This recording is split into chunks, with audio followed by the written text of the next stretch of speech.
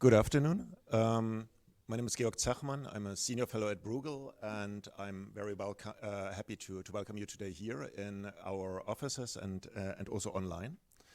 We want today to discuss with you the future of electricity demand, and as you probably all follow energy-related issues in Europe for quite some time, you might share or might not share our view that we have had a lot of discussions on supply development in Europe over the past years. A lot of discussion about the plans of how we increase renewables, what technology mix we want to do, how we build grids. Little plug for our new paper with Connell that also helped a lot with organizing the event here on European grids that we published today. But the discussion on the demand side is often more muted, probably also because it's more complex and more heterogeneous. And just a clear example for that is, in my view, that on the one hand, some in the industry are complaining about too low development of electricity demand to merit all these increases in capacities, in grid capacities, in generation capacities.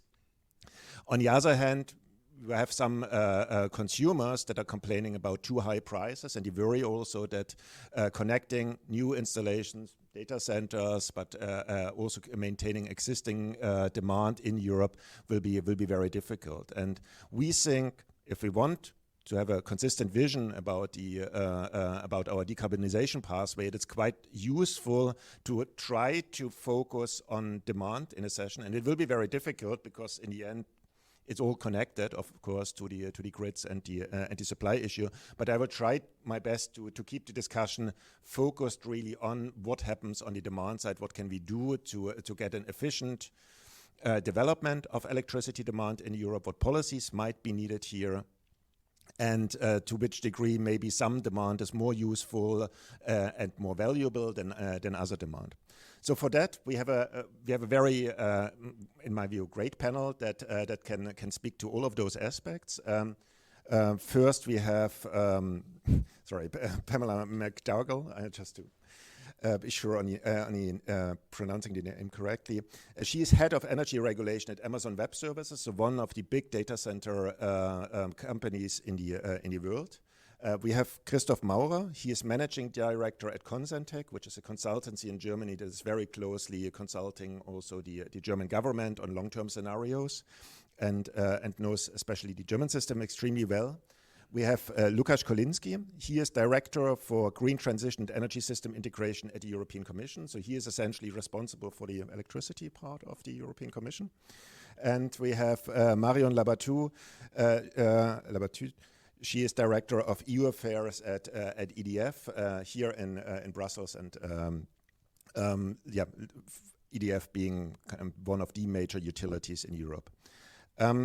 Now, the agenda for today is the following. We will have two kind of slightly longer introductory statements by Pamela and Christoph for about 10 minutes each, and then we have comments from Lukasz and Marion, and then I would organize a bit of a panel discussion, and then we open the floor to questions from the audience. So, Pamela, why don't you start? Yeah, please.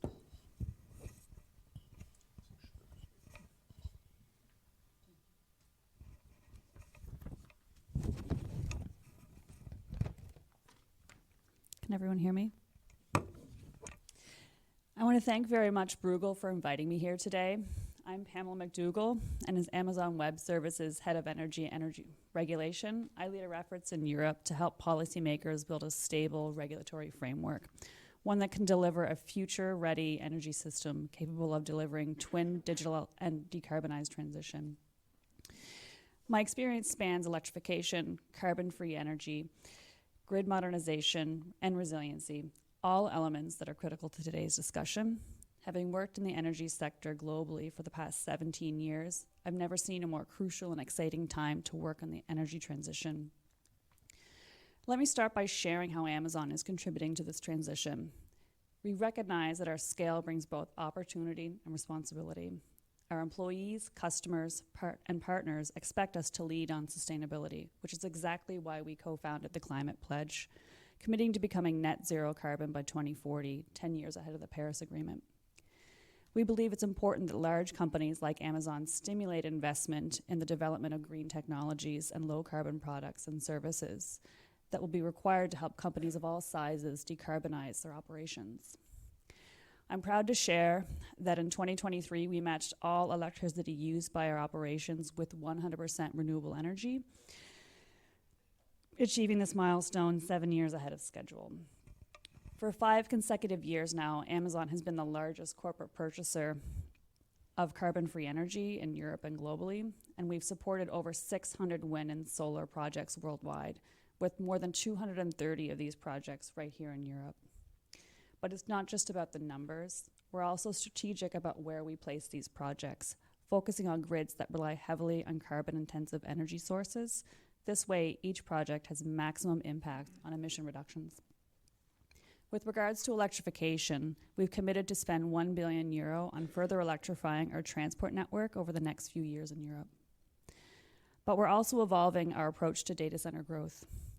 AWS is thoughtful about where and how we expand, ensuring our business demand not only avoids negative impacts on the energy system, but actively supports a low-cost energy transition in Europe. Just over 5 years ago, the European Union presented its Green Deal, which has shown remarkable success in particularly accelerating renewable deployment. As we enter this new EU political mandate, the conversation has shifted to what measures need to be put in place to make this transition happen.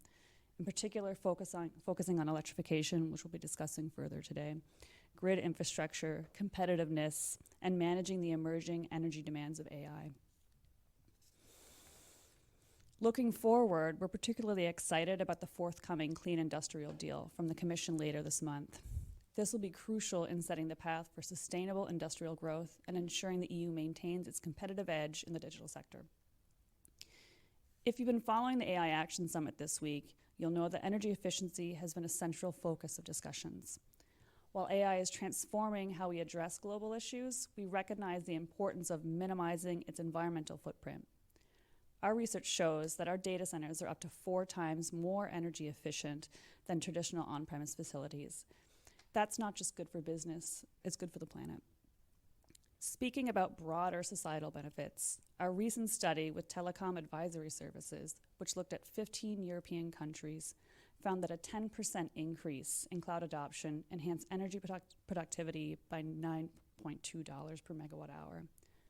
To put this in economic terms, this contributes to an estimated 34 billion euros to European GDP through reduced production costs and increased reinvestment in innovation.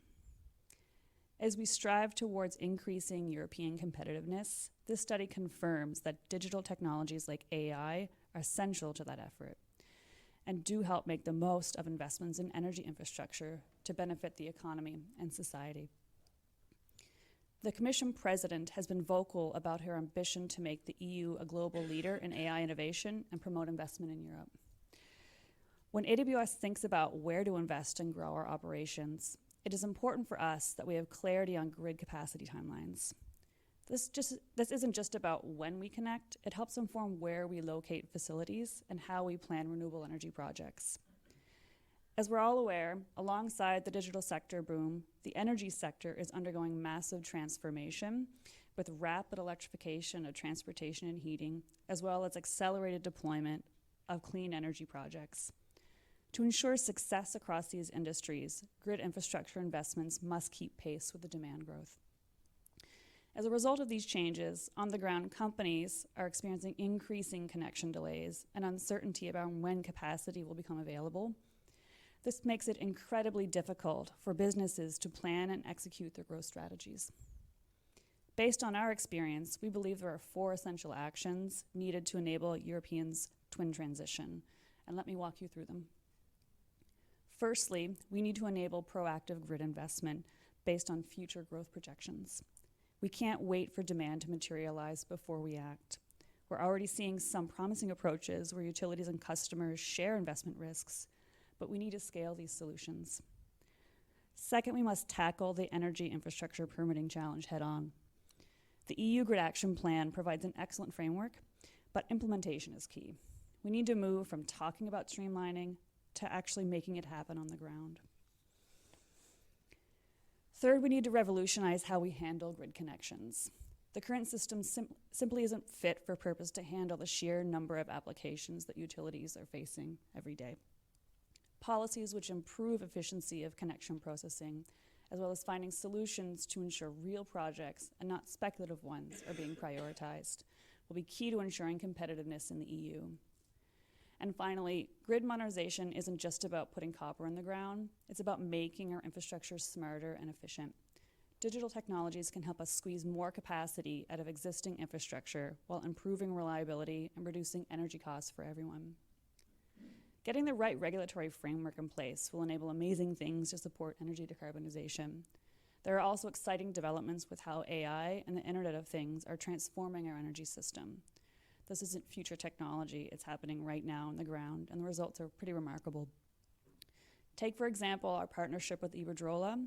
By implementing AWS's machine learning solutions, they've achieved energy consumption reductions of 10 to 30% for their customers. That's real money back in customers' pockets while addressing grid congestion issues. What's particularly exciting about how AI is helping grid operators is how they can manage the complexity of our evolving system. Think about the challenge of balancing thousands of renewable energy sources, storage systems, flexible loads. It's simply beyond human capability, and AI makes this possible real time. We're also seeing grid operators across the globe use these technologies to predict maintenance needs before failures occur, optimize power flows to reduce losses, and integrate more renewable energy than we've ever thought possible. And we're just scratching the surface with what these technologies can do. As these technologies mature, they're becoming more accessible to utilities of all sizes. And let's not forget, more efficient use of energy means we can grow Europe's digital economy while maintaining our environmental impact. This is crucial as we work to meet Europe's climate goals while maintaining industrial leadership. Let me wrap up by emphasizing what's at stake here. Modernized grids are absolutely essential for accelerating both digital transformation and Europe's path to decarbonization. Amazon is fully committed to supporting EU energy transformation, and we're backing this commitment with continued investment in renewable energy and digital infrastructure. With the right support, Europe's power grids can become the backbone of a more sustainable, digital, and dynamic European landscape. Thank you for your attention today, and I'm genuinely excited to dive into this discussion with an impressive group of energy experts, so thank you.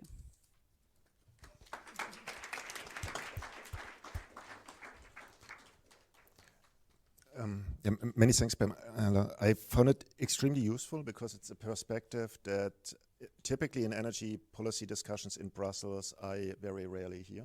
That from essentially electricity demand side, but also from a new sector that is just trying to define a bit how the energy demand of the future in Europe could potentially look like. So location, grid connection. So it's not about the incumbent demand that we try to meet, but it's about the upcoming new types of demand. And obviously, it goes on top of what we initially had in mind when we are thinking about electrification, of trying to switch houses and cars from fossil fuels to electricity, but an essentially new sector. I think in the discussion would be very good to pick deeper into some of the issues you mentioned on efficiency of data centers and how that is measured in terms of location and potentially also in terms of flexibility of the demand that can come from data centers in order to play its role. And another point I found very noteworthy and useful was your kind of phrasing it as a bit of sharing the investment risk of the demand and supply side, if I understood you correctly. So a bit the synchronization between you don't want to go there first with demand and wait until you get a grid connection. The producer and the grid people don't want to go there and have the risk, and finding new ways to synchronize and share this risk. I think this is a very important point in order to get to the speedy increase of kind of your businesses, but also on the supply side. With that, I think going now to a more kind of conventional view on the electricity sector. Christoph, the floor is yours. Thank you, Georg. So I hope I can get this working now. I'm too fast, obviously. Welcome from my side. I'm Christoph Maurer. I'm the head of Consentec, which is a German-based energy consultancy. So we're working on electricity markets, power systems, power grids, doing a lot of advisory work on electricity market design, but also doing significant energy system modeling. So we also have a large modeling department. I brought some data from one of our projects to you today, and would like to start with comparing actual consumption, actual electricity demand in Germany over the last 5 years compared to scenarios. That's what we call in Germany long-term scenarios or Langfristszenarien, which is a study which is was commissioned by the German Ministry of Economic Affairs and Climate Action. And this is some kind of pathway study, if you want. So we're exploring pathways to a climate neutral energy system there, and are working on what is needed in terms of electrification, in terms of grids, and so on. So how could a climate neutral future until 2045 look like? And one very important aspect of that climate neutral future is electrification and a significant increase in electricity demand. And I think it's worthwhile to compare let's say the forecasts or the projections of electricity demand. Yeah, it's not actually a forecast, it's rather a projection what would be needed to achieve our climate targets, and compare that with the actual consumption. And just to be clear here, I'm the one to blame also for these forecasts, because we were part of that research group who did the calculations. Nevertheless, if we're looking at actual consumption and these scenarios, there's a significant gap here. So we are now, let's say,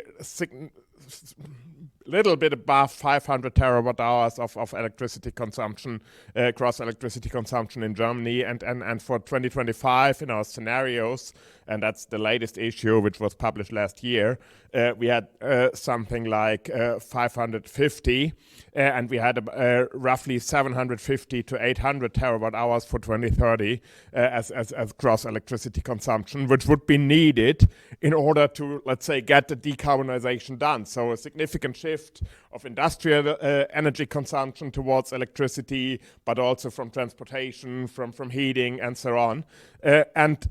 Looking at these numbers, it seems not really realistic any longer, at least on the short run. So we won't have an increase of electricity consumption of 50 terawatt hours this year, and we won't have another 200 terawatt hours until 2030. And what will happen later on still is a little bit unclear, which is especially important because this long-term scenario study and similar studies, but this one in particular, is, for example, used in order to create scenarios for the network development plans in Germany. So network planning somehow is based on these projections. The same is true for REST support schemes. So we have REST support schemes and targets there which are somehow based on these projections. So we're aiming at let's say, getting the electricity supply to cover that projected electricity consumption. We are getting close to building the grids for that. It's still somehow stuck, but it's getting better, and permits are significantly increasing. So we really hope to let's say, get grid expansion going over the next few years. But if at the same time electricity demand is stuck and does not increase, we get a significant problem for, let's say, recovering the cost for these investments, because somehow electricity consumers will have to pay for the electricity system. And if demand is not rising, this will mean that the costs per kilowatt hour will increase significantly, which could be, let's say, a real problem for competitiveness and productivity.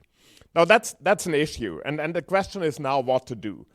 I think it's first, it helps to think about, will it only be, let's say, a delay in an increase of electricity demand, or are we expecting now a significantly lower electricity demand than, for example, 2 or 3 years ago? And I think it's some kind of both aspects. I'm totally convinced that electrification of final electricity demand will come. But there are no significant alternatives to electrification there. We will have significant increase of electricity demand of digitization, and because of digitization of data centers, we heard that now. But also the transportation sector, there is no real alternative for let's say, land-bound transportation to electrification, and even in let's say, heavyweight transportation, the trend is clearly towards electrification, but it's slower than we expected it to be. And also for space heating, and I linked a study here we did for the Commission 1 or 2 years ago. Even in space heating, there's no real alternative to direct or indirect electrification. Though at the end, there will be a significantly higher final electricity demand, but it may take longer than expected, which is a problem for synchronizing it with grids and renewables expansion and so on. But there is some significant uncertainty too, and I think two aspects where I'm, let's say, less certain today than I was 2 or 3 years ago about the increase in electricity demand is the electricity consumption of energy-intensive industries. I'm hesitant today, at least, to say that energy-intensive industries will stay in Europe, or at least in Germany, where they play a major role today. I think that there might be a significant shift toward other regions of the world, potentially within Europe, which would be, let's say, an advantage compared to losing them totally. But I don't see that energy-intensive industries will be competitive, at least with expected German electricity prices on the long run. And another problem, which is also somehow linked to electricity prices, is the question of domestic production of hydrogen. So in these scenarios, we had, for example, some 200 terawatt hours or something like that of electricity consumption for production of hydrogen.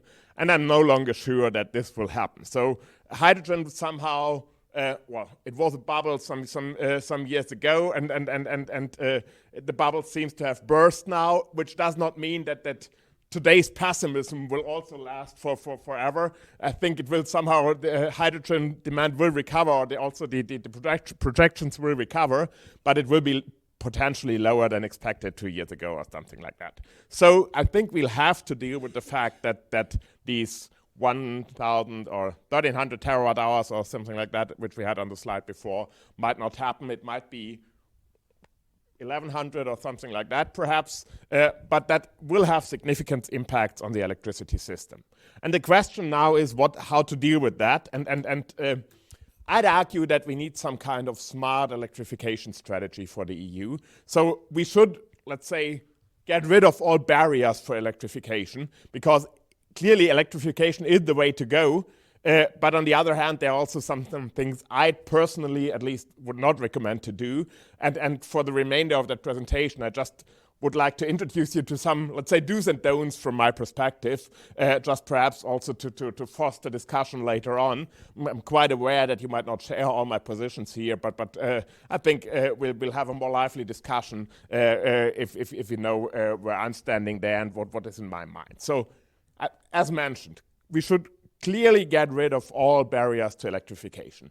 This means we should reduce taxes on electricity to the minimum possible level, which is, for example, in Germany not yet happening, though they reduce taxes for manufacturing industries, but not for other electricity consumers.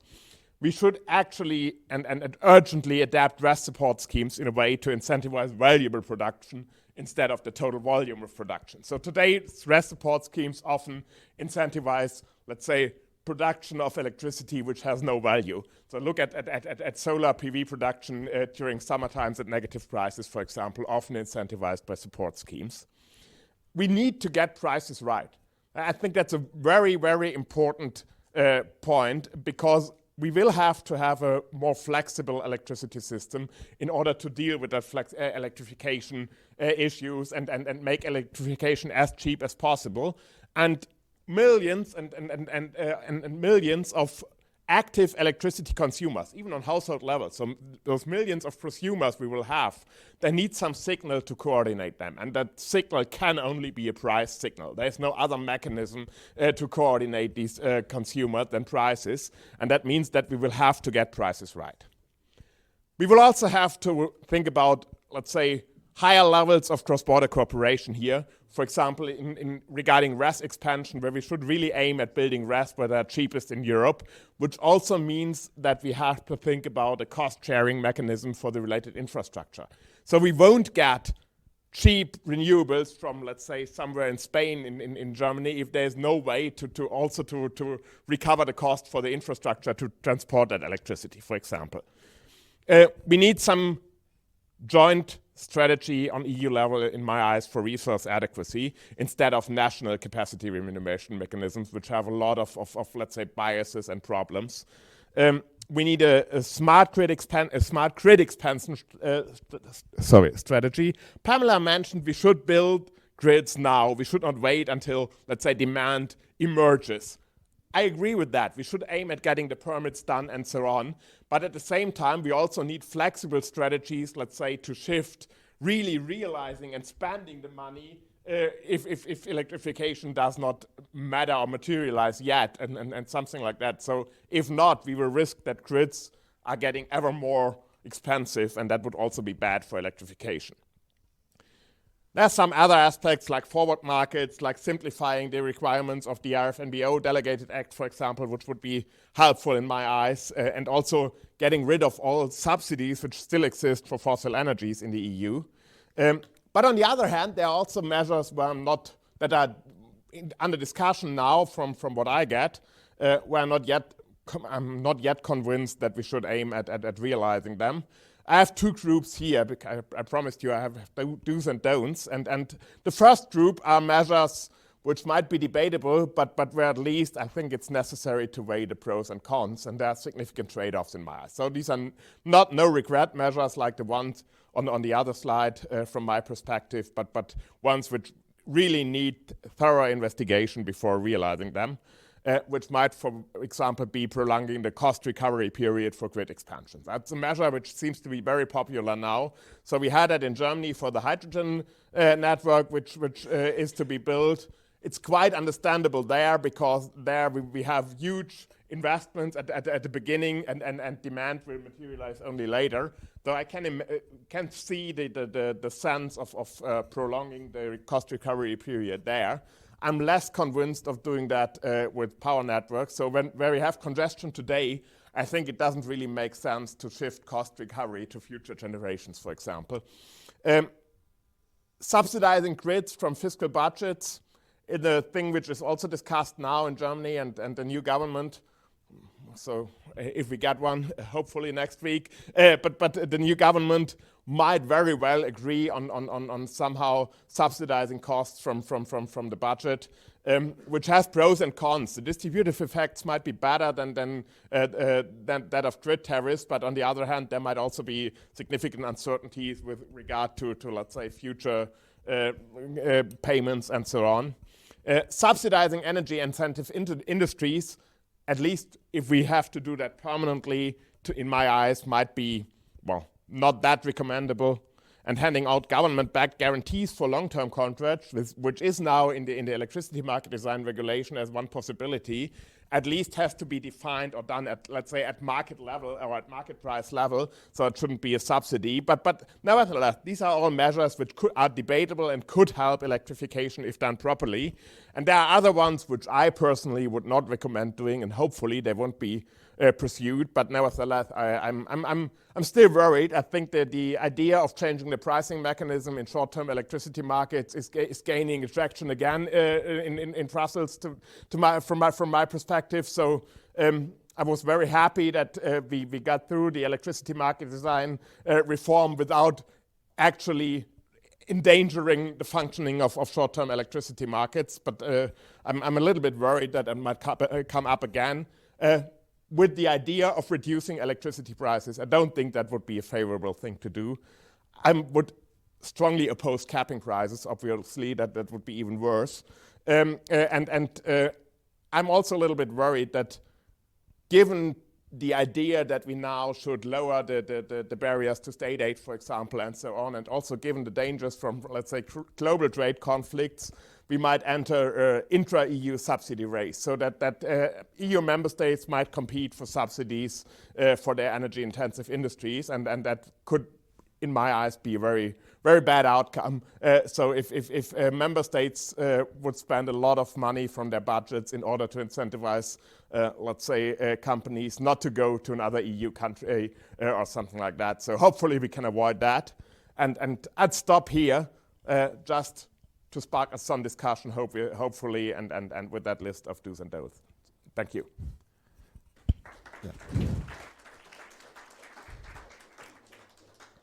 Thanks a lot, Christoph. I think you didn't disappoint in terms of provocation. My main takeaway is still from the first two slides, in the sense of we really have an issue that we do not see electricity demand to grow as fast as many our plans on the supply side are kind of underlie. So we have network development plans that are built on protection of very high demand growers. We have ideas about underwriting renewables deployment based on demand protection that might turn out wrong. And overall, for me, the big story in all this is synchronization. And I think you both mentioned that. So how do we synchronize the demand side, the supply side, and the grid side in a meaningful way? I think what you were essentially pushing for was try to find as many market tools as possible, as many price tools as possible in the short term and in the long term to organize this synchronization of the different demand actors, the different supply actors, and the network actors to get to an efficient system. I think it is still a very open debate on whether we are willing to go there, because it always seems much more attractive to single out individual sectors where one knows better than the market and what to do. But I think we can come to that discussion afterwards. Now, with that, I would like to give over to Lukasz Kolinski, and would be very keen to hear what is maybe brewing in the Commission on that, and your reflections on the question of too sluggish electricity demand. Is it an issue? Is it something that is actually good for prices? Thanks a lot for having me here, and thanks a lot for these opening speeches, which I think have made a lot of points that are on our radar screen already. You know what's brewing. What's brewing is the Clean Industrial Deal, the Affordable Energy Action Plan, but that, please bear with me. For this, you will need to wait a little bit longer. But I think a few points that were raised here, and then of course, a few months later, beginning of next year, we will have a dedicated, I think, electrification action plan. But now, a few perhaps reflections on what was said. First of all, also at the European level, you see stagnation of electrification, right? For years, and this is not obviously good, given that electrification is also seen by us as the first way for decarbonization, increasing efficiency as well, and therefore, as you know, we want to act on this. Now you want to discuss demand, but I think, and you have just said it, I think it's very difficult to speak about demand without discussing supply of electricity and without discussing this interface being grids and being flexibility.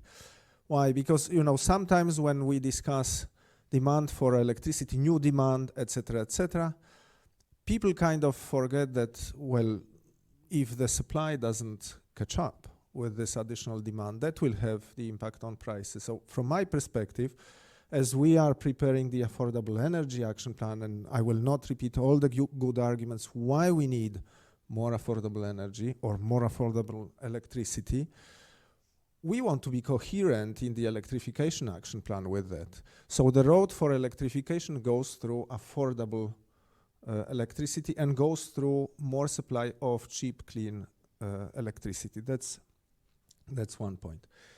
Abundant and affordable and clean. And then you already mentioned it. There is the interface, which is the grid's expansion, and I fully agree with you that we need to do more on this. I mean, you have all probably seen these eye-watering figures in terms of how much needs to be invested. 600 billion to 2030. I have seen also the figures of over 700 billion only at the distribution level, because most of these investments will have to happen there by 730, I think by 2040. So huge investments there. We need to simplify permitting very clearly. I mean, sometimes I see that it takes 10, 12 years to build grid. I think that what we also need there is more integrated planning across the countries. We see that not only anticipatory investments, you mentioned them, and there is already work that started on this front, but we need, I think, in order to keep the costs in check, more European planning for grids. But then for me, there is this point that perhaps we mentioned, was flagged, but we didn't dwell into the flexibility. Because, on the one hand, we are not yet even on track towards the 2030 targets for renewables. So we're deploying, 70 gigas per year. We should be deploying around 100 to be on track. So overall, we are underachieving, but we see with the record number of negative price hours across the EU this year, and last year, and I bet this year will be the same. We see that at times, at places, renewables are overly abundant, and we need to address this. And I think this is a very crucial point for the discussion on electrification of demand. Already today, I think, if you brought flexible demand in those places where you see the abundance of negative price hours, that would be good for business. You don't need to be supported by the state to do that. But that needs to be flexible demand, and that for me is a big question to the industry. It's a big question to companies that run data centers, how flexible your demand can be. Because if you heap the inflexible demand into the system right now, we might see actually more of the other thing that is happening more and more often across the EU, which are price spikes in Germany in December, in autumn in Southeastern Europe, going up to 1,000 euros per megawatt hour. And that is something that obviously has immediate political consequences. What can the EU do about it? I think we can. You have kind of diagnosed the issues quite well. There is on flexibility. There is already on flexibility on renewables. You have already issues in the legislation. So I would start with implementation. I would say there are things that one can do on permitting of grids, on planning of grids. You have seen the announcement of the grid package. We can work on making the internal electricity market deeper, more efficient, and more integrated. There are still things that one could do on this, and we could help to drive investments. I mentioned permitting. Finally, I think we mentioned a bit less RNI here. There is quite a lot of funding going into RNI related to electrification, and I think this funding is being used pretty well. We see that the technologies that could help us electrify, for example, heat going up to 200 degrees or even more, they are mature.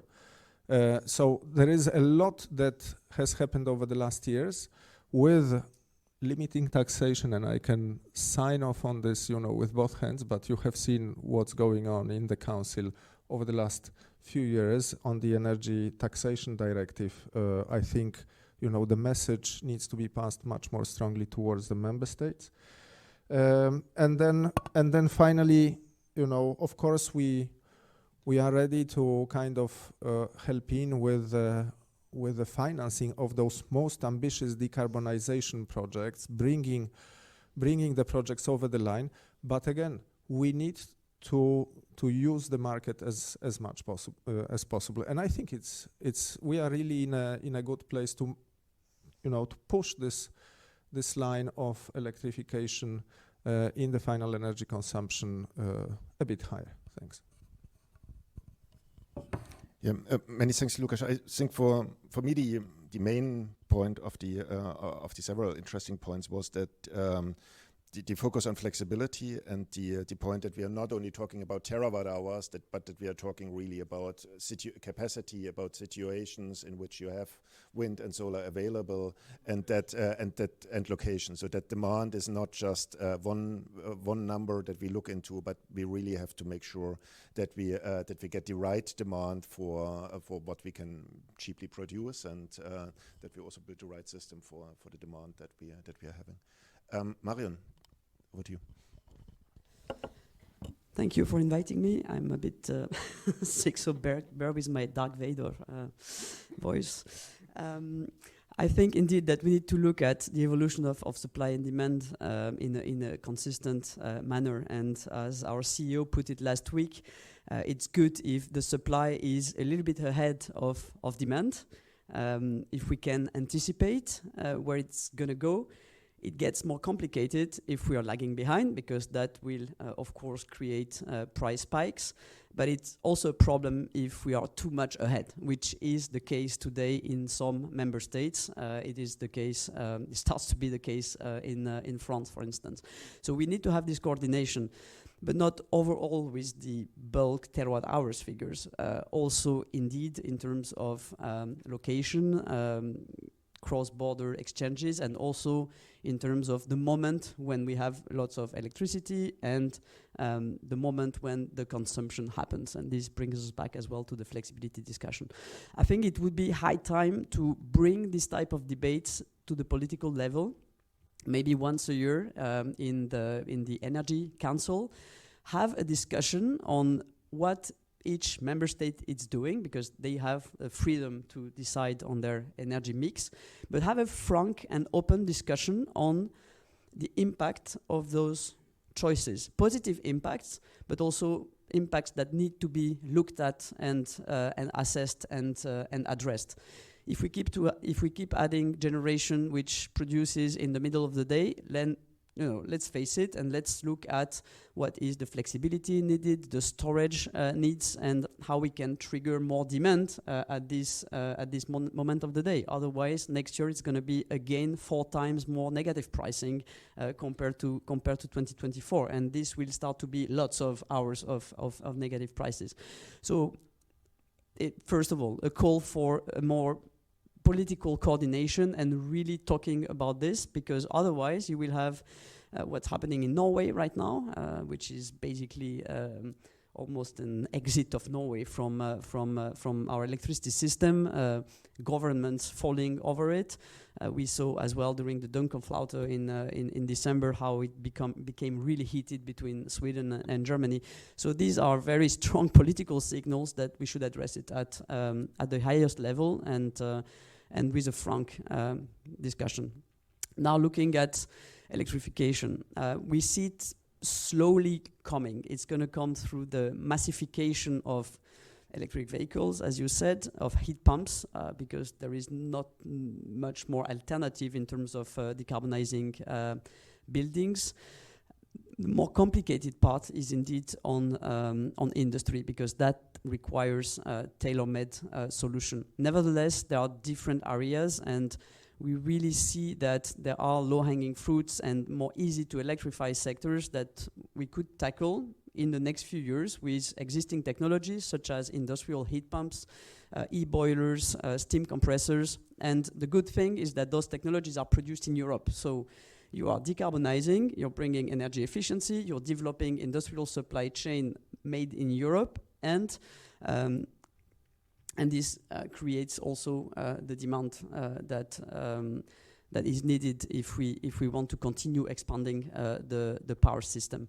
So we have proposed a European electrification bank, which could include auctions at the European level to allocate competitively support in terms of CapEx and OpEx for some industry that would like to electrify their industrial heat, for example. medium temperature, for instance, because it's easier at the start.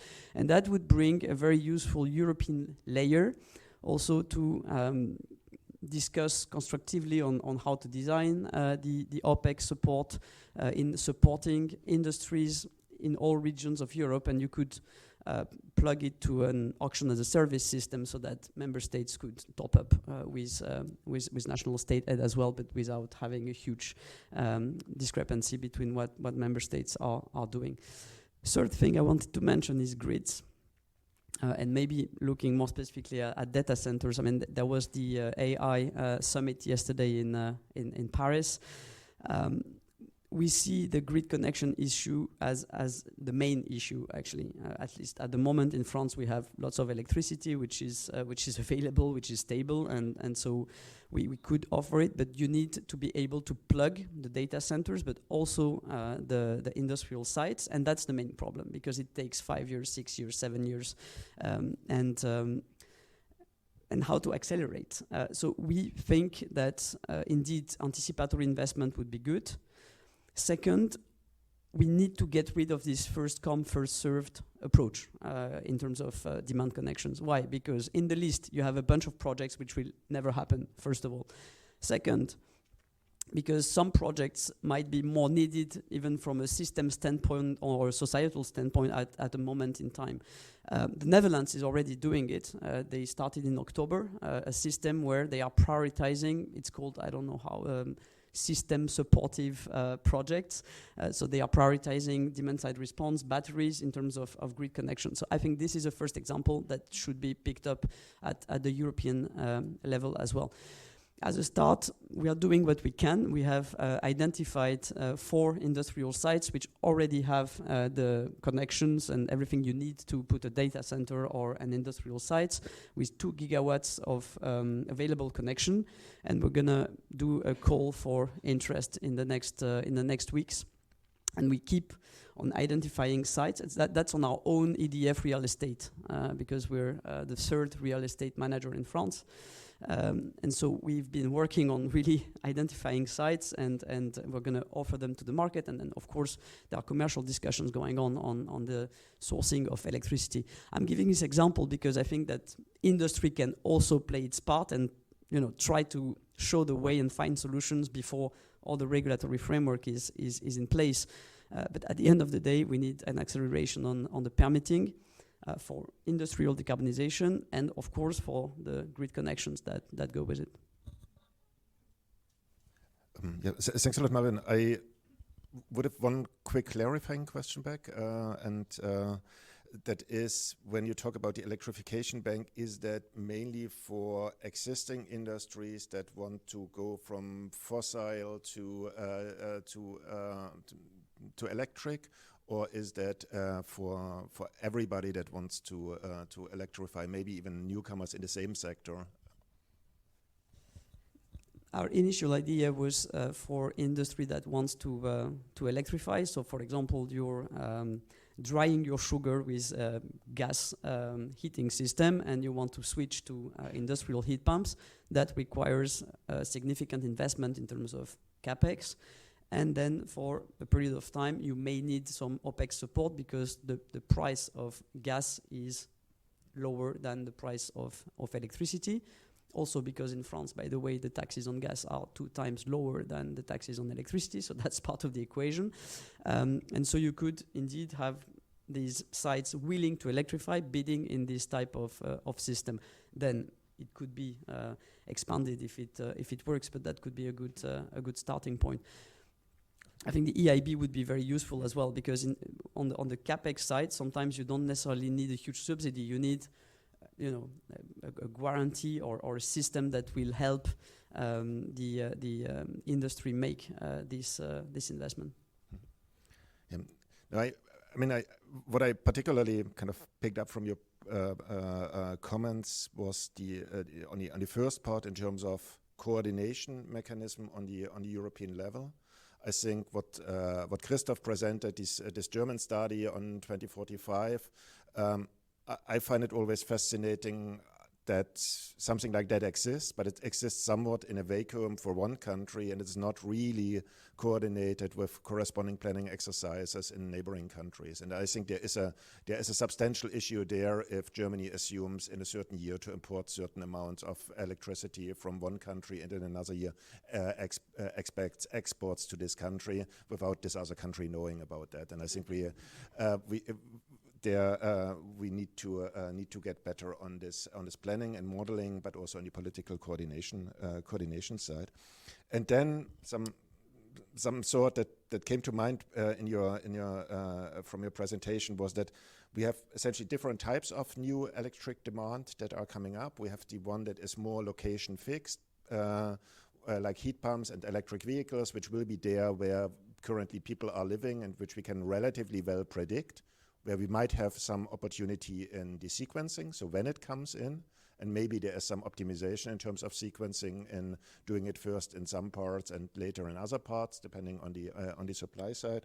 And on the other hand, we have the locationally not yet fixed demand, which is industry to some degree, where the question is whether electricity-intensive industries is going to sit exactly where the gas-intensive industry used to sit, or whether there is some relocation within countries or within Europe, which makes it, on the one hand, more system-friendly, on the other hand, probably very difficult to predict for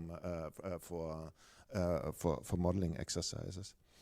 But let me maybe kind of give the ball back to Lukas with one question on the on this flexibility aspects that you already mentioned. So, do you think the tools that we have in the toolbox already and that you are working on will be sufficient to encourage new demand to provide the right amount of flexibility, or will you need to develop something on top? And then Christoph will also want to comment on that. Yeah. Briefly, I think that we have already quite a few tools. I mean, the basic tool is the dynamic tariffs, right? And the other tool at a bigger level is the bidding zone setup, at least in a number of countries. Perhaps there is room for, and there is, by the way, the exercise of bidding zone review going on. But so there are tools like this. There are tools in the electricity market regulation related to pushing flexibility. And let's keep in mind that when we speak flexibility, that normally should be either storage or demand side response. And these should be compared on the basis of its virtues. But in many countries, the barriers that we see to the use of demand side response are still huge, right? Whether it's in the industry or for households. I mean, look at the level of the rollout of smart meters, for example, which are the precondition here. So a lot needs to be done in order to unlock this flexibility.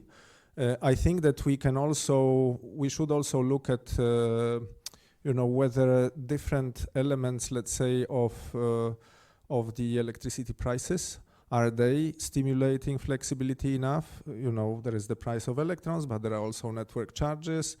Again, I mean, I hear the ideas about electrification bank, and there is definitely space for de-risking certain investments, but I really truly believe that with the right action on the taxes, with the right action on the charges, for example, with the technologies that we have, we can really go a long way in terms of electrification market-based. May I push on one point on the network tariffication side? Will there be any action on the Commission side thinking about that, or? There is a lot of thinking about that. Okay. Good. Christoph. Let me double down on that one, because you mentioned we need flexible electricity demand, and I think we can all agree on that one. Actually, I think that electricity demand physically, fundamentally, might be much more flexible than the electricity demand we can observe today, and that is due to, let's say, biases and failures in market design. So think about industrial heat pumps or e-boilers, you mentioned them. Now, industry needs a lot of heat, and during low price periods in summer when solar PV is abundant, it might well be possible to switch to electric production of heat instead of gas-fired fossil production of heat. But the single most important obstacle to that, barrier to that, is the grid tarification system. So it's not that there are barriers, we actually incentivize inflexibility sometimes. So we have rules in force which incentivize in industries to consume at a steady level and not to react flexibly to price signals. And if you think about capacity prices in the network tarification system, for example, they are again an incentive to, let's say, reduce your maximum withdrawal from the system, more or less independent from the actual energy prices, because the marginal price for, let's say, increasing your maximum withdrawal from the system during a negative price period in summer will be huge because of the grid tarification system. And I think that there is urgent need to work on this, and I would very much welcome if there were some, let's say, European rules for that, because from my perspective, member states, they are increasingly aware of the problem, but they act much too slowly. And grid connections is another problem. So let me give you an example. We now just 2 weeks ago or something like that, there was an article in a major German magazine that German TSOs had, I think, 226 gigawatts of applications for battery storage systems, which seems to be a crazy figure. It's not so crazy if you understand that this application actually is a non-costly option. So you acquire, it has an option value, you acquire that option, you do not have to pay for it, and which results in let's say, companies which aim to build a battery storage somewhere to apply for network connections at various points, and then you have 10 gigawatts of applications, perhaps for 1 gigawatt of actual storage to be built. So if from these 226 gigawatt, 10% get built, I'm absolutely happy, but it shows that there is actually a need to overhaul the system of grid connections. It cannot work like that because grid operators do not really know how to deal with these numbers of applications and what the actual consequences of these should be and so on. So tarification and grid connections, it would be very, very important also from a European perspective to get better rules on that one. Quick two-hander von Lukas, bitte. Just one little phrase on exactly this. Germany is not the only country with this problem, and other countries have gone a similar route and addressed the issue of, fake grid connection applications. So I think there is a lot of space to learn from one another. Okay. Before I pass to Pamela, one note to the audience here, but also online. We have a Slido so you can go to the website slide.do, and under the hashtag electricity, you can put in questions for later. I see there are already some questions from online that we will start to deal with in about 10 minutes. Pamela, on probably also on the question of grid connections. I actually wanted to talk a little bit about what Lucas said with regards to flexibility. I think it's a hot topic. It's absolutely vital for us to meet our decarbonization topics and targets. And I think it's incredibly important to think about it from a holistic point of view. A lot of us were talking about flexibility from when your demand response, balancing the system, ensuring that there is sufficient matching of supply and demand to reduce intermittency. I also think about flexibility from a location point of view. Where are you placing demand? Where are you placing generation? And that's also a factor that needs to come in mind when we're thinking about incentives to attract demand and resources to the right locations. I think I agree with your point when you're talking about aligning delivery costs that are like cost coincidental, and seeing how we can add more incentives to make flexibility on the ground and on the grid system match system-wide flexibility that's needed, because I do think there is some mismatch. When the wind's blowing, doesn't mean it's matched with what's congested on the grid at a substation level. And tariff design can do some innovative things with that. I'm hesitant to have too much regulation in that, because I also want to have adaptation so that in every location has different issues. And we need to make sure that there is some room for utilities to be innovative and to be able to adapt to the needs that they're facing locally, because it is changing in every region, and that's been our experience, at least as we're engaging globally. When we're talking about flexibility, I think it's really important that we think about value-based incentives and how we're valuing flexibility. Is it in line with, like, it's competing with other types of services? I think that's going to be really important, as well as ensuring that these resources are able to participate and that they're de-risks. We're talking about negative pricing, and that can be positive to stimulate, but if we're having too much flexibility in the system, I'm thinking wild here, then you're not going to have that negative pricing, and you're having a risky price, like investment in a project. So we need to think about, in the short term, as we're building out this robust flexibility playground, we need to make sure that there is mechanisms to de-risk those investments as well. And obviously on connection reforms, getting rid of zombie or speculative projects are really important, and we're seeing many countries looking at different ways about how to prioritize and improve processing. And I think a role that could be really helpful at the EU level is, as you mentioned, providing guidance and platforms for regulators and grid operators to share their learnings so that we can harmonize and align how they're addressing this issue across the EU. Because there is a knowledge gap. I am seeing that it's a huge undertaking, and finding ways that they can get information and best practices without having to reinvent the wheel in every member state will be really helpful. And I presume it would be probably quite helpful if also consumers that are active in different parts of the EU participate to share a bit what they're thinking about the different regulatory systems are. I mean, I would have one maybe technical question, if I may. Having different data centers in different parts of Europe, would there be an option to do some load shifting between those data centers depending on locational kind of scarcity situations, and would that potentially call for some more harmonization of tariffication in order to not get misaligned incentives? Well, that's certainly not my expertise. I'm an energy expert and not a data center expert. What I will say is that we're customer driven in where we attract load and where we invest. And I would like to kind of compare it to public charging.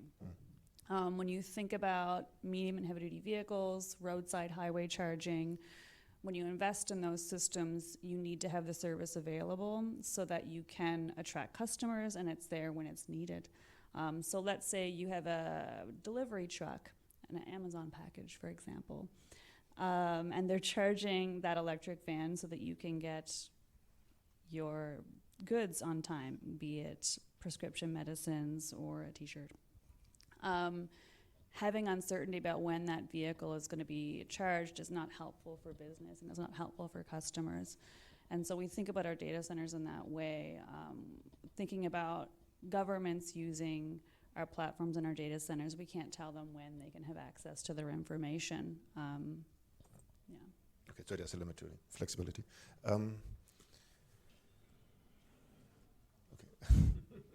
Good. Then, I mean, zooming out a bit from the flexibility side before we come to the more broader question of overall demand in Europe, and the main challenge, and I think Christoph described it quite well, is that if we now overbuild the supply system, we might have a lot of capital that people will have to pay for, and that might mean quite high grid tariffs, quite high tariffs for the contracts for difference that we then put back on the electricity consumer, and essentially there is a risk of essentially kind of creating a sort of doom loop where we kill our own consumption through too high tariffs and like we potentially might see in the gas infrastructure.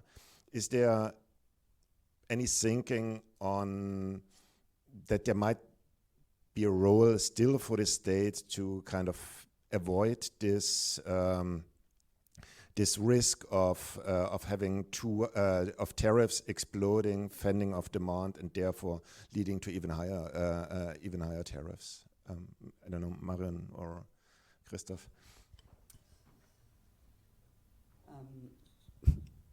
I mean, if I look at France, for instance, there was a very interesting piece of work produced 2 years ago by the TSO with a very big consultation of the demand side, the production side. It's called Futur Énergétique, and they plotted how the demand and the supply could evolve in time, and that's a very holistic approach, which I think is useful in terms of projecting where we're going to go in terms of electricity demand and electricity supply. This type of approach allows as well to have a systemic approach and not a project by project approach.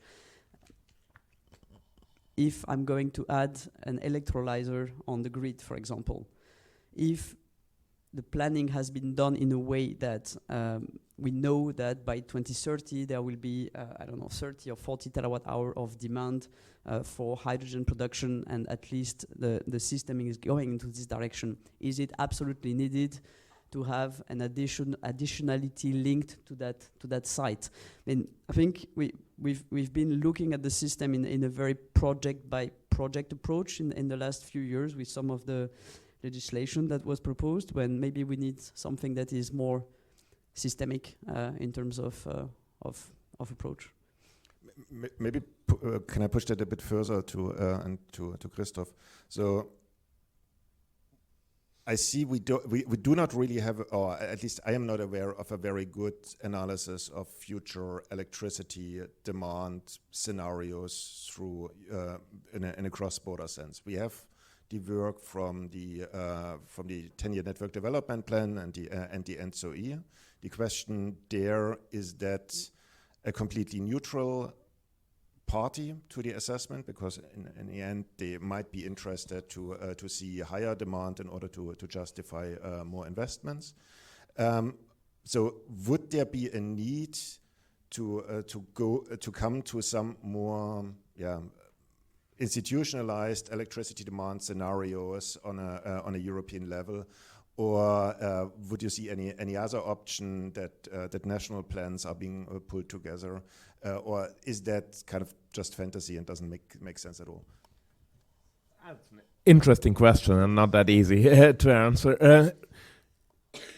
Actually, I think what we're doing now, so more or less compiling national trend scenarios in a lot of projects, always has the risk or bear the risk of some inconsistency, and so actually we're compiling a scenario with inherent tensions in it because it doesn't really work out. So I'd very much welcome, let's say, complementing these bottom-up scenarios by additional, more top-down scenarios which ensure consistency and all these, let's say, coherence across member states. Would not argue in favor of totally getting rid of the bottom-up scenarios. I don't think that's realistic. But complementing them with scenarios which aim at getting a higher consistency, but not being built up, let's say, from national forecasts, I think would very much help and could contribute. And perhaps with regard to your first question, so what would be the role of governments, let's say, in preventing that doom loop to happen or something like that? So in general, I think I'm quite hesitant to argue in favor of government intervention in prices. Nevertheless, we should be aware that RES expansion as well as infrastructure grid expansion often is driven by government decisions itself, and therefore, let's say, I think one could imagine that governments, let's say, provide some hedge to electricity price components stemming from government decisions originally, and I could imagine that, and that would be better than intervening with the short-term price mechanisms directly. So I would be very much in favor, if we want to stabilize something and prevent that doom loop from happening, then let's say to put let's say at least a soft cap on these components. But we should also aim at having mechanisms which keep the costs limited there. So I had in my slides focus on valuable electricity production in instead of the, let's say, bulk electricity production which does not have any value. I think that should be a guiding principle for support schemes in the future, and it is not today completely. Same goes for grid expansion. So I think we need those anticipatory investments, or anticipatory planning at least. But today we treat, let's say, grid expansion projects as more or less atomic projects. So we start working on them, and then we complete them as soon as the permits are received. I think we should think more about a strategy where we acquire permits, get some work done, and spend the money. So building a transmission line doesn't really take much time. So it takes 1 or 2 years or something like that. What really takes time is getting the permits. So getting the permitting done in case a scenario should materialize would really help, and should not imply that we will have to build the line at each and every cost, even if it's no longer needed when we get, or when uncertainties are reduced. I think there are the measures to reduce the costs here that actually need to be borne by consumers, but then some stabilizing of government-induced price components might be helpful. Mm-hmm. Good. Now, with that, I would like to open the floor. I would like to ask you kindly to introduce yourself and to try to stick as close as possible to the topic of the session. So, Nico. Thank you. Nicholas Koma, Euractiv. Lukas, in your introduction, you mentioned interconnection as a priority target for the Commission, but has it not been the Berlaymont that has been lenient in enforcing the 15% rule in Europe? And Mr. Maurer, just to follow up on, are you arguing in favor of anticipatory permitting instead of anticipatory investments to sort of avoid the ghost pylon issue? I would take 2 more questions. Any in the room? Okay, there's one there first, and then a second. Hello, I'm Abhi from Eurelectric. So I work as an analyst there. So thanks for the presentations and the discussions. So one thing, when we talk about electricity demand, maybe what I found a bit lacking in the discussion is the take-up of this demand. Because when we look about the future electricity demand, major demand is going to come from the transport sector, majorly EVs and the heat pumps. But finally, consumers have to buy EVs, and consumers have to install EVs, install heat pumps at their houses, right?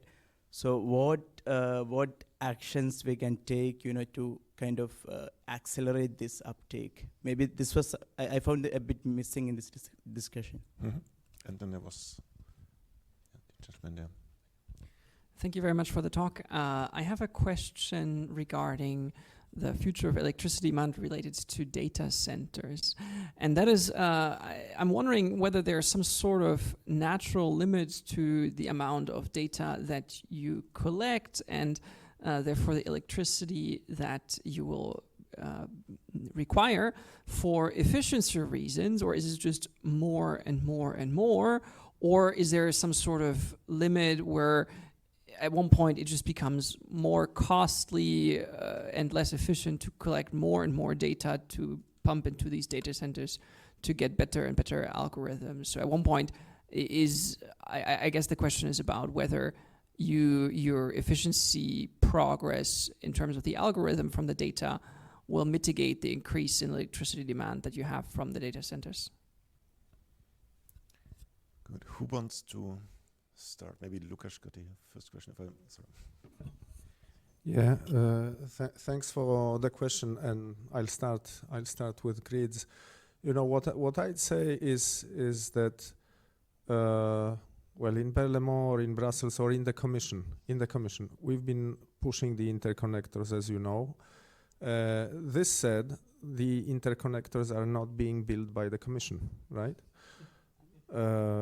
I mean, I think this is pretty crucial to the reply of why in certain member states on certain borders the level.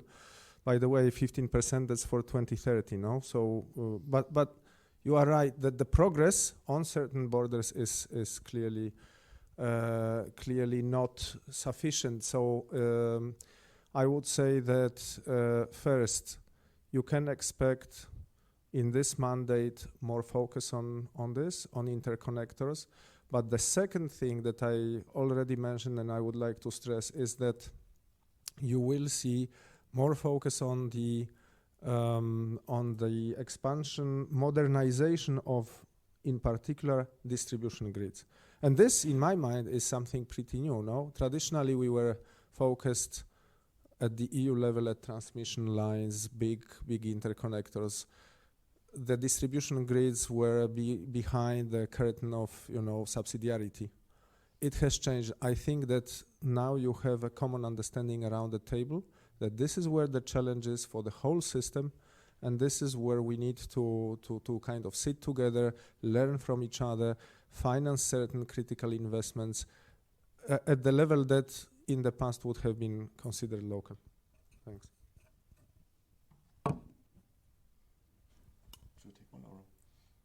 If you want me to talk about the data center one, I'm happy. Yeah, I'm happy to address it. I think I first want to talk about energy efficiency, and as I mentioned in the opening, we are 4 times more efficient than on-premise DCs, and we're continuing to try to improve that efficiency. Similarly, when it comes to impact, we are matching our consumption with renewable energy globally, and we will continue with that. I think the main issue with load growth is not agnostic to data centers. It's more about how fast and where we're growing. And we're being a lot more thoughtful with communicating our needs and our scale ambitions with grid operators so that they can build and we're not having a negative impact on the system. And so when you think about it, we're being more energy efficient. We are procuring the renewable energy to power our DCs so that we're not having an impact on other customers.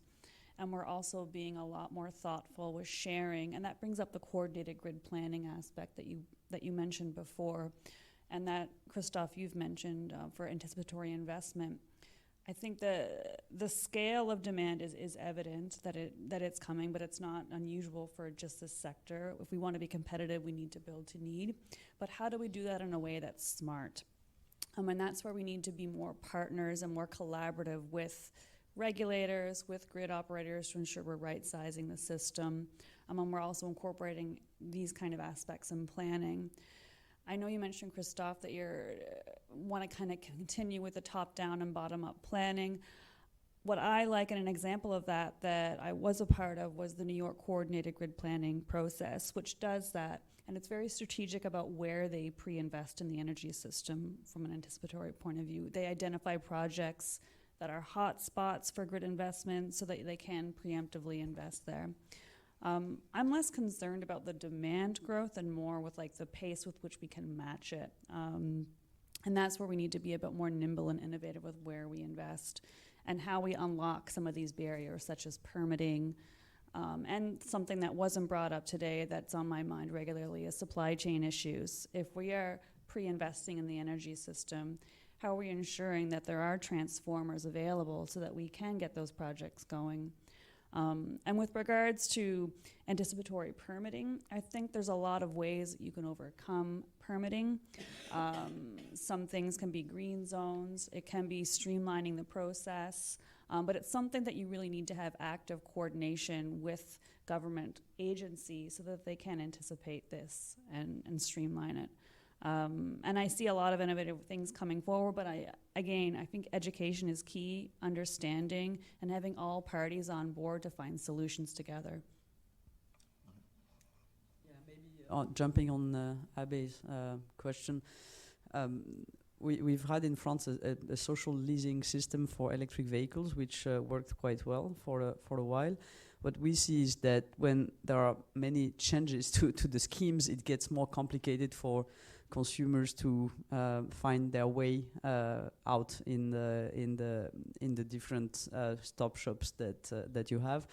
So what we can do as a company, for instance, on heat pumps, is to do all the applications for the subsidies. So that's what we do when the consumer wants to buy a heat pump. Then we do all the applications to collect the national subsidies, whatever regional fund, etc. And we top up.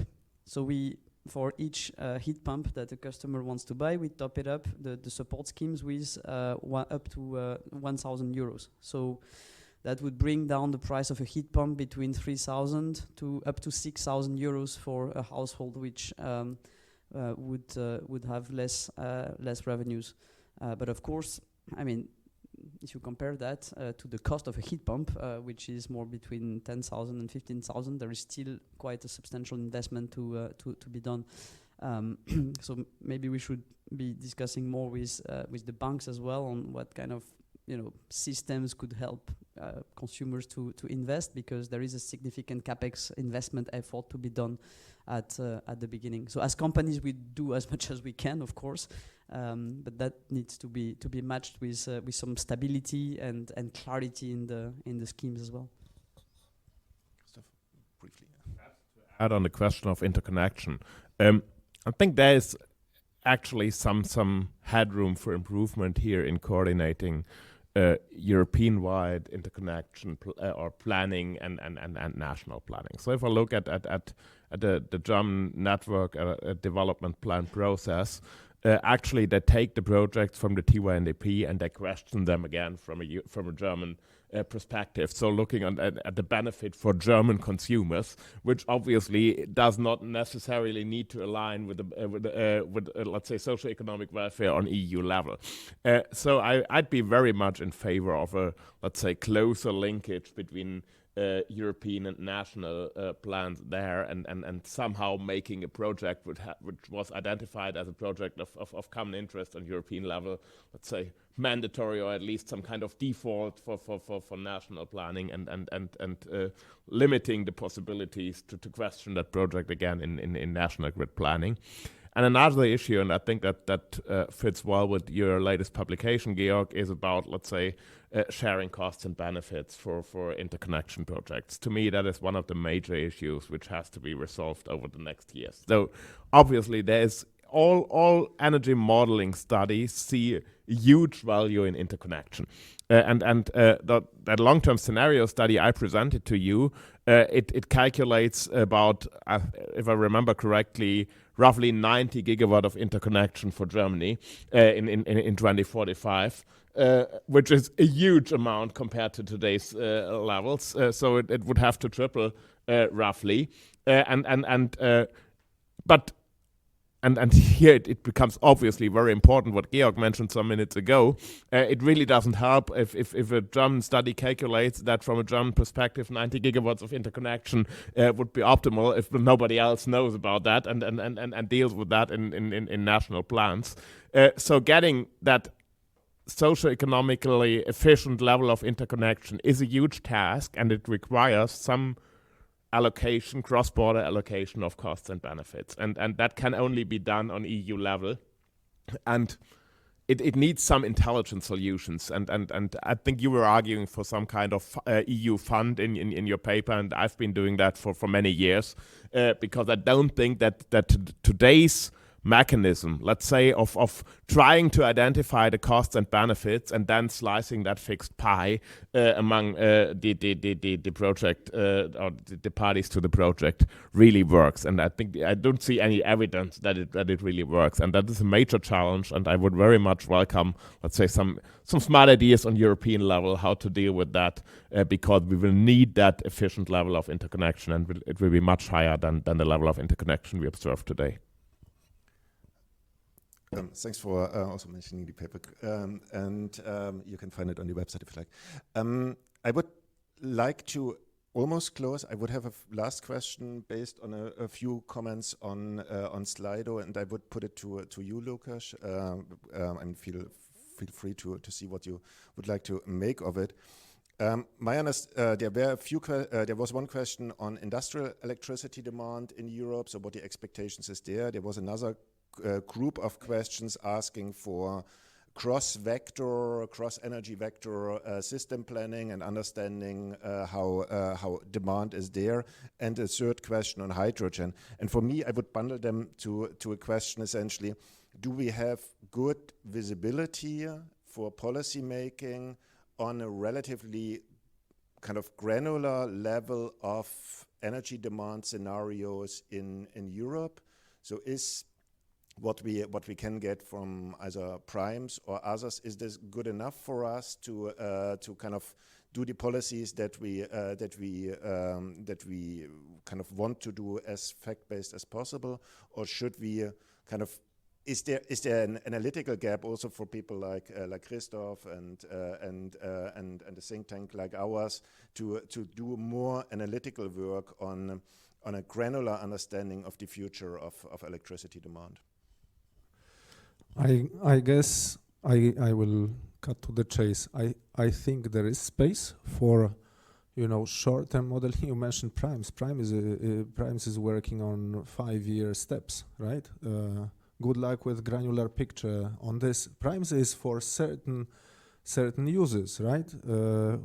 We are speaking about climate neutrality, and this is the perspective, let's say, in which we use the long-term modeling. For short-term, we have models, but I think that the challenge with trying to model the industrial electricity demand is that the industries are working on first, are very flexible in terms of their own planning of investments, sometimes planning the investments, sometimes canceling the investments for different reasons. Second, they work on short-term time frames than for example, the grid planning. We had, at some point we had discussions with both the TSOs and the industry. And there are different times. Here there is a 10-year network development plan. On the other side, it's 2-3 years perspective. And again, it's pretty much changing, focused on the revenue, on the profit from the project.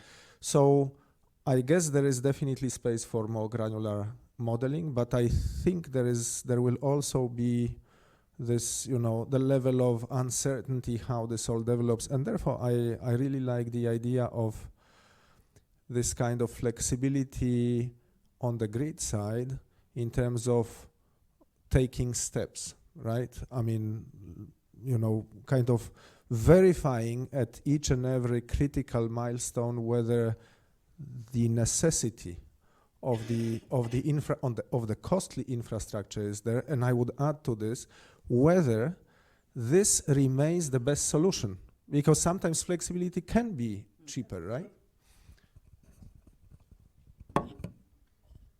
Yeah, then I think I got the answer that I wanted to have from you.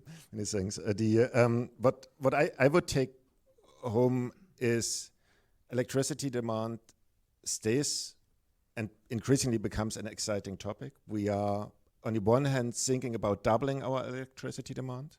We think about having completely new sectors coming in to electricity demand. We might have other sectors that are potentially moving or reducing their electricity demand, and energy efficiency, also electricity efficiency, is in some areas reducing demand, while we have also completely new patterns of demand in temporal ways, for example with heat pumps that we didn't used to have before. So it is going to be not the world of your parents and grandparents in terms of electricity demand. It's going to be a new world to which we should really get a better understanding. My take would be that there is some analytical needs that are also maybe of interest to some of the more academic people that are listening here.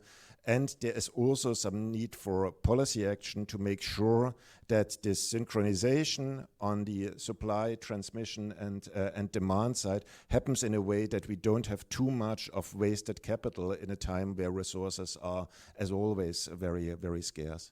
with these parting thoughts, I would like to thank you all for participating, and have a look on the website. Christoph, these slides can be put online. The slides will be put online, and hope to see you soon. And a great thanks to Conal that managed to bring this all together. Thank you very much.